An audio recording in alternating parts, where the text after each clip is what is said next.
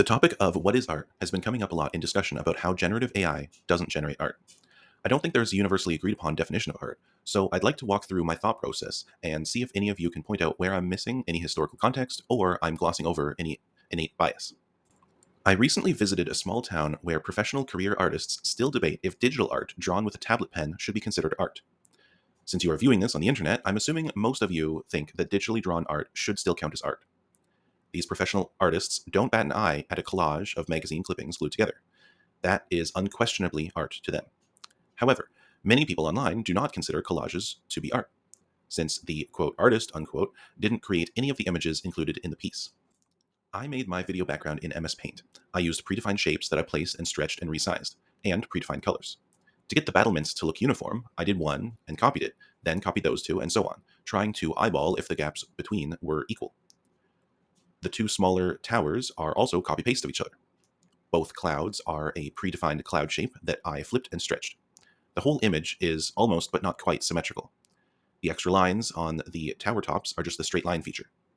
So unless you count placing and stretching things to be drawing, then I didn't draw anything in that image. The idea for the image was me trying to recreate a poorly remembered description of a fictional castle in a book I read more than a decade ago. Does my background count as a collage or fan art? Does it count as an original piece? Does it even count as art since I didn't use a drawing tablet? I only used a computer mouse. What you see in most of my videos isn't even the whole thing, because I didn't know what width and height were considered widescreen when I made it. In the discussion around AI art, many people reference the soul of the piece, or the subconscious of the artist being on display, or making the art a window into the mind of the artist. However, these all seem like buzzwords to me, and despite talking with dozens of artists at length, I still can't understand what they mean by this. For example, let's imagine you are at a used goods store and you find a framed painting that looks like Van Gogh's style, but isn't one you recognize immediately.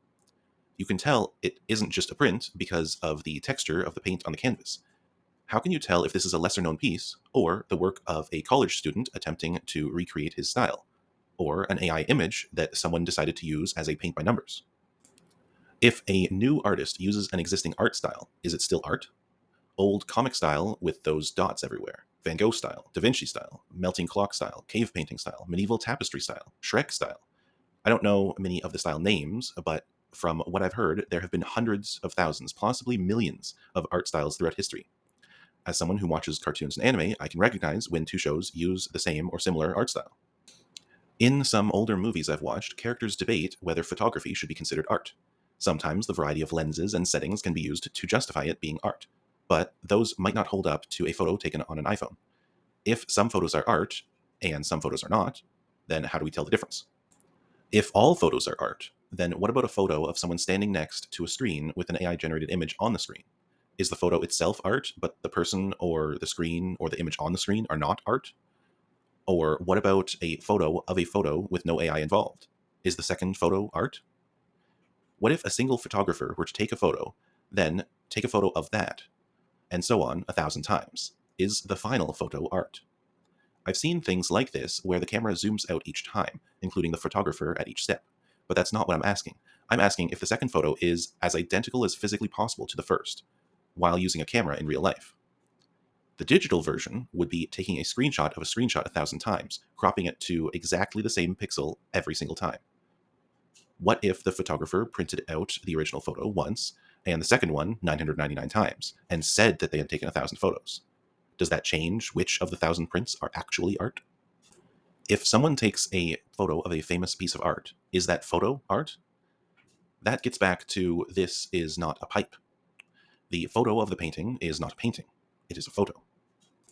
There are many famous works of art that challenge the definition of art. This is not a pipe, this is a painting of a pipe. Or the giant Campbell's soup can. What about the banana taped to the wall? Or the dot on an otherwise blank canvas? I remember seeing one where the canvas was completely black, covered in dozens of layers of black paint. People said that they could see the brush strokes and emotion behind them. But does having an emotion behind the work make it art?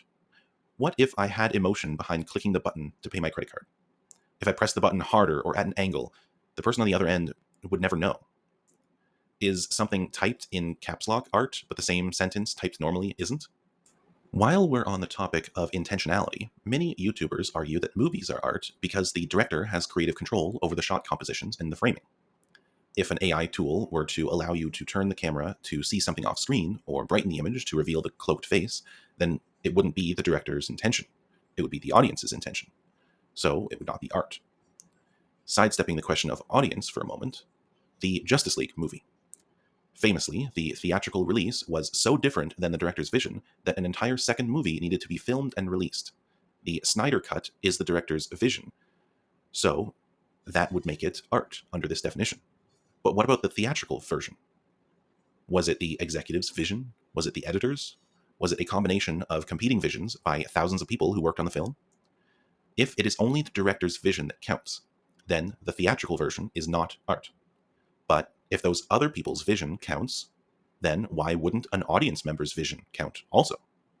If an audience member goes out and makes a fan edit of the film, is that fan edit considered art because they were behaving as their own director? Or does it not count as art because they were reusing and editing another director's work? If the director's vision was to have a clean-shaven Superman, but the actor's vision was a mustachioed Superman, and two versions of the film are released, which one is art and which isn't? What about the writer's vision, or the makeup artist? Does it make a difference if the mustache was removed by a digital process compared to physical makeup? What if the writer wanted Superman to be mustachioed? What about a video game? Many games have cutscenes to progress the story. Some even input the player's cosmetic character choices into the cutscene. If the scene is a funeral and the character is wearing a penguin costume, then is it no longer art? But if the cutscene was coded to override the player's costume to a funeral suit, then maybe the cutscene would be art? There was a big controversy about Palworld allegedly using some 3D models from Pokemon and applying their own colors and minor variations on top. If those revised designs are not art, then what other revised designs are not art? Many Poketubers draw Fakemon, which are basically their own imagination of a new character that might fit into the Pokemon roster. Sometimes these Poketubers use the silhouette of an official Pokemon and draw in their Fakemon. If someone kept the original line art and silhouette and changed the colors and textures, would that be art? What if they only change the colors but not textures? What if they use a tool to hue shift the entire image? Or if they use Photoshop to stretch and skew and warp an unaltered Pokemon image into a new shape? I recently discovered a new game called Nexomon, available on the Nintendo Switch. I haven't played the newest generation of Pokemon games, and I decided to put the Nexomon wiki images side by side with the Pokédex images to see which ones were which. As I screenshotted and put them on a new page, I lost track and mislabeled a few that I thought were Nexomon but were actually Pokemon, and vice versa. Given the Palworld accusations, maybe someone would make the same mix-up with those designs versus the 3D versions of Pokemon. Does the art style being almost indistinguishable disqualify Nexomon or Palworld's creatures from being art? What about fan art? Somewhere on the following spectrum is a dividing line where it stops being art, but I couldn't tell you where that line is to save my life. Hand-drawn original character who superficially resembles Pikachu with a hand-drawn lollipop. That should clearly be art. Hand-drawn Pikachu from memory with a hand-drawn lollipop. Hand-drawn from reference image. Hand-traced and colored Pikachu with a lollipop. Does that count as art? What if they take a printed image of Pikachu and hand-draw the lollipop? What if they use a tablet to draw the lollipop? What if they use Photoshop to add an anime lollipop from Google image search? What if they ask a generative AI to show them Pikachu with an anime lollipop? I'm told that the last one isn't art, and if the original character doesn't count as art, then nothing does.